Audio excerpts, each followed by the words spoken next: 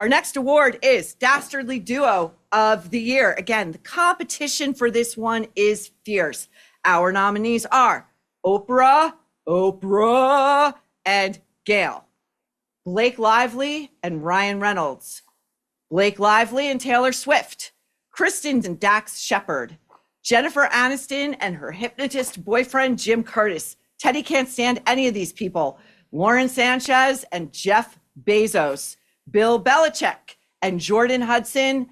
And last but not least, Meghan and Harry. And the award for Dastardly Duo of the Year goes to, it was a landslide, Oprah and Gail. Where's Stedman? Where's Stedman? Where's Stedman? Stedman, if you are alive for the millionth time, my man, please get in touch. Okay, moving on. Most unlistenable podcast of 2025. We have only 3 nominees. This is a lean and mean category. Our first nominee, with her second iteration of a podcast, that ray of sunshine known as Michelle Obama. Why does your chewing annoy me so much? Right. Let's discuss. Jamie Kern-Lima. Hi, and welcome to the Jamie Kern-Lima Show. And if we're just meeting for the first time, hi, I'm Jamie.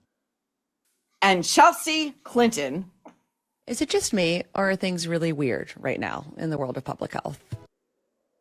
I'm sorry, I forgot nominee number 4. Of course, who else? Also her second iteration of a podcast, Meghan Markle. I'm Meghan, and this is Confessions of a Female Founder. And our winner of the 2025 Nerve Award for the most unlistenable podcast of the year, purely for tenor and tone, content aside, inane though it may be, it is one Jamie Kern-Lima. Congratulations, mindless bitch. You just won a Nerve Award. Okay, now on to the award for Befalling the Lexicon. I have got to put Teddy down. He is dying over here. It's okay, Teddy, run free. The award has 3 nominees. I'm pretty sure. I'll check my notes, but I'm pretty sure. Yes, 3 nominees. First up, the Cocaine Clause. Now, the Cocaine Clause was introduced to the lexicon as it was announced that Nicole Kidman and Keith Urban were getting a divorce. And according to their prenuptial, various reports hold that this clause stipulated that Keith Urban would receive between $600,000 and $900,000 for every year of the marriage in which he remained completely sober from drugs and alcohol. And if he was passing his blood and his urine tests, Keith is in receipt of, it looks like, $11 million conservatively. Word number 2, befouling the lexicon, felching. This word was introduced to us in the unfolding, unending Olivia Newsy RFK Jr. scandal. Olivia's ex-fiance, Ryan Lizza, has been penning multiple accounts of their relationship, and he basically outed RFK Jr. and Olivia Newsy as enthusiasts of, if not actual practitioners of, felching. According to AI/Urban Dictionary, felching is a sexual practice. If you have children around, get them out of the room immediately. Involving the oral suction or licking of semen from a partner's anus. Ask Bill Maher all about it, often after anal intercourse. I'm not saying, Bill, I'm not. Calm down. And felching carries significant risks for transmitting sexually transmitted diseases. What else? Who wrote this? Now, it can be an act of intimacy or a fetish for some. Either way, it is considered an unsafe sex practice. And our final word introduced to the lexicon this year, learns. And that came to us via one Meghan Markle in interminable interview after interminable interview, in which she talked about what a brilliant entrepreneur/female founder she is. Learns, by the way, is not even a word, and we are building a mini word shed wing as we speak. The winner for Befouling the Lexicon is, this is such a tough category. It's got to be Well, I'm going to give it to the cocaine clause. I think it's inventive. I think it is revolutionary. And I love the alliteration. Okay, next up, the Kennedy Widows Award. And again, the competition is fierce. These are women who have had some dealings with the Kennedy family, whether affairs or marriages, what have you. And the competition is who was the closest to the most famous male Kennedy going. Our first nominee from the JFK Jr. 3-part quote unquote documentary series, former Real Housewife of New York City, Carol Radziwill. John was like resigning to the fact that Anthony was likely not going to make it back to the city at the end of the summer. And then John broke his foot. That was just a disaster. For nearly breaking into tears over John Jr. breaking his foot in yet another wholly preventable accident he caused while some guy she married was dying of cancer. That is the work of one Carol Radziwill. Next up, Olivia Nuzzi, as discussed, who has been peddling her memoir that nobody wants to buy. It sold like 1,000 copies in its first week out. That is bad. Okay, that is a bomb. She has been cosplaying as Carolyn Bessette Kennedy, and once you see it, you cannot unsee it. And our third nominee, Cheryl Hines, who has been asked very dainty questions about her husband's sordid behavior, allegedly, and this is her response. When you see rumors or speculation about your marriage, how do you keep your cool and decide what's worth responding to versus what's just noise? I think you always have to consider the source. And the winner in this very difficult category for Ultimate Kennedy Widow of the Year. Not that Cheryl's like a technical widow, nor is Olivia, but you know what I'm saying. It's metaphorical. Our winner is Carol Radziwill for pretending to be a bastion of journalistic integrity while weeping all over the CNN airwaves about a guy she barely knew, in my opinion, while her real husband was actually dying of cancer. That is class. We move on to our Dwarf Minds Award of 2025, and we begin. The thread continues. Would-be Kennedy scion, Jack Schlossberg. Dear President Putin. Our next nominee is Lori Loughlin, who, according to Page 6, in the run-up to her divorce from her longtime husband, Massimo Giannulli, went to the strip club that her husband frequented all the time to interrogate the strippers as to what her husband was doing there. Our third nominee, George Clooney. George Clooney, who loves to pretend to be a journalist, loves nothing more.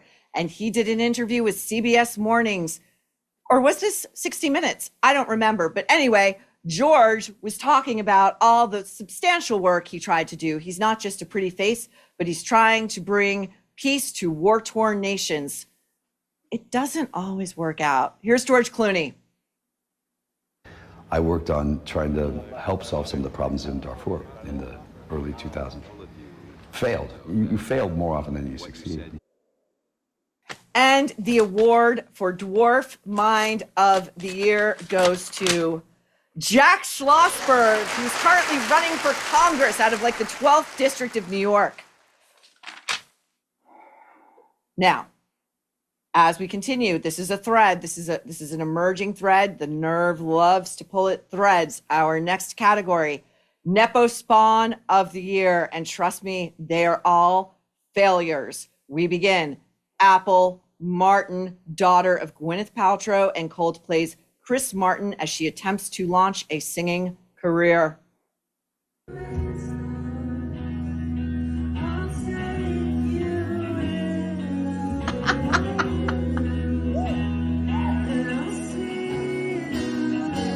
Okay, that's enough. That truly, it sounds like an animal dying alone in the wild. Our next nominee, Violet Affleck, who appeared at the UN masked up to demand that the rest of us mask up forever. And finally, Jack Schlossberg, in his role as Vogue's political correspondent during the election of 2024, asking Doug Emhoff this deep, original, and incisive question. Hi, I'm Jack. I'm here with two amazing gentlemen. The second gentleman, Doug, and the original gentleman, Dave. And I invented a game, and I wanted to see if they would play with me. Go. It's called Condiment or Sauce. Okay, ketchup. Condiment. Food group. Good point. Oh. Sauce. Ranch dressing. That's enough. That's enough. Dressing. We got the point. The winner of nepo-spawn of the year, and again, this is a tight category. The winner is Violet Affleck. Violet wins for originality and inventiveness. It's certainly easy for the daughter of a pop singer to decide she's going to become a singer, just as it's easy for the scion of a political family, disgraced though it may be, to try to inject himself into presidential politics. But for a celebrity spawn to decide that their mission in life is going to be showing what I believe is a mental illness to the world entire and using the borrowed fame of her parents to go to the UN behind a mask and demand, without a shred of humility or self-awareness, that the entire planet mask up because it would make her inner child feel better.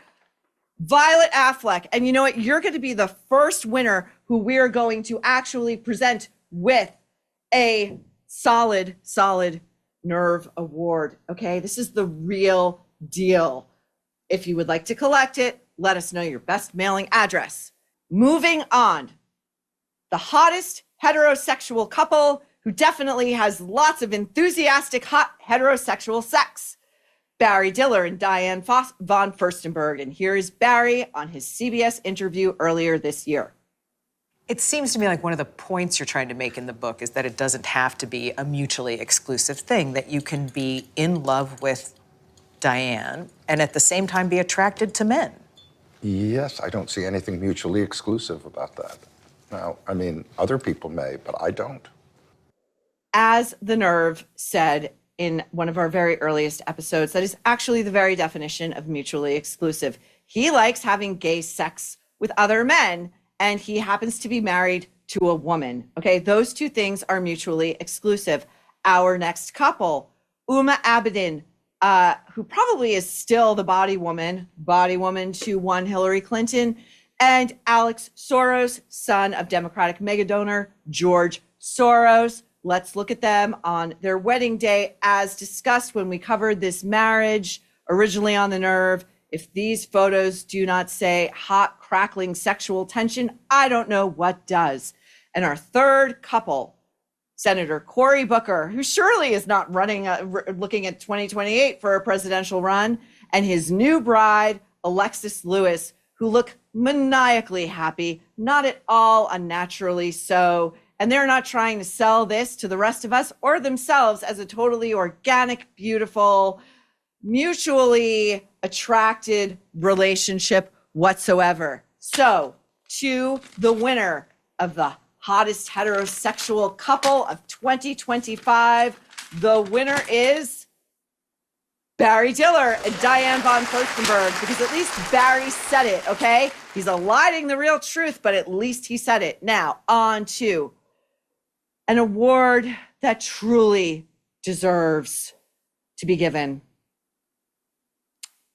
The Abortion is My Favorite Pastime Award. And again, the competition is fierce.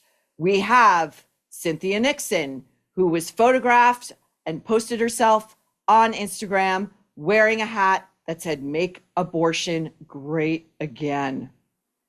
And word was that when, and just like that, was on the bubble for being renewed, HBO execs saw that and they were like, we're done here. Lily Allen, the British pop star who sang about her abortions and then on her podcast said that she had so many she lost count and wasn't it all great? Abortions. I've had a few, but then again, I can't remember exactly how many. What, really? Yeah. Why didn't this come up in last week's episode when we were just talking about abortions? Because I was just letting you run with it. Reveal everything. I can't Okay, remember. that's enough of Yeah, that. I think That's enough of that. It's disgusting. It's so disgusting. Our third and final nominee, abortion is my favorite pastime, Chelsea Handler. Got pregnant a couple times when I was a teenager and got abortions. Thank God my parents had the sense to make sure that happened. And thank God. Okay, that's enough of that. That's enough of that. And by the way, Chelsea is a nominee because it's not just what she's saying, it's the way in which she's saying it. Yeah, I got pregnant a couple of times and I got abortions. I'm going to bet it was more than 2. But anyway, we have got to crown our winner. The abortion enthusiast of 2025 is Lily Allen. And Lily wins this award, not just for her utter heartlessness and complete just disregard of exactly what she's done, but for celebrating it like it's something to be proud of.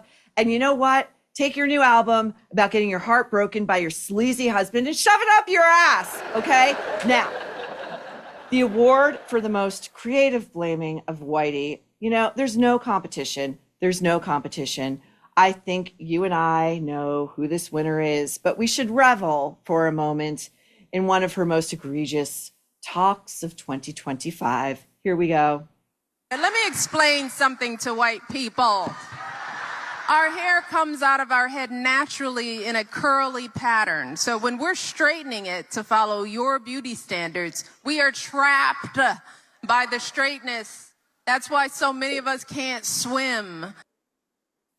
Michelle Obama, for your efforts this year, you win the tiniest blow dryer of the year. Use it and blame white women all day long. Now, one of our most anticipated categories, the Repeat Offender Quote of the Year Award, number 1, Gayle King. Here we go. Have y'all been to space? Have you been in space? Nominee number 2, Meghan Markle. Jack in the Box because my mom loved their tacos. I don't think anyone in the world knows that Meghan Markle has eaten Jack in the Box It's and so loves funny, it. too, that you keep saying Meghan Markle. I'm Sussex now. Nominee number 3, Meghan Markle. When you anchor into your own knowing. Nominee number 4, Whoopi Goldberg. Yeah, I think it's very different to live in the United States in 2025 than it is to live in Iran. Not if you're black. Not for everybody. Not if you're black. Guys. And the winner, the award for most, that was creative blaming of whitey. That was only one nominee. Quote of the year, Nerve Quote of the Year. The winner is Gayle King. Gayle King wins not only for inspiring your faithful troublemaker in chief to join one Megyn Kelly on our own space flight, but it's about to get Gayle fired and liberate America from her presence on the morning airwaves of CBS. We all want the best food for ourselves and our families, but it's hard to know what is safe. Food labels can be misleading. Introducing Olive. Olive is the clean living shortcut on your phone. It's 100% independent, credible, and transparent. No brand pay to play. A simple scan on Olive looks beyond macros and marketing to flag ultra processing, additives, seed oils, and contaminants with a comprehensive database that you can trust. Proof, not promises. Olive recently completed the largest independent baby food study ever. 300 plus products tested for lead and arsenic in ISO accredited labs. Real tests, real results. Moms, has your baby's food been contaminated with lead? Scan with Olive to find out. If you are frustrated by reading confusing food labels and ingredients you can't even pronounce, try Olive. Listeners of The Nerve get an exclusive 7-day free trial. Try Olive. Scan your pantry. Make sure you're feeding your family the very best. Download Olive now in the App Store. Olive, 100% independent, credible, transparent. Scan, swap, exhale.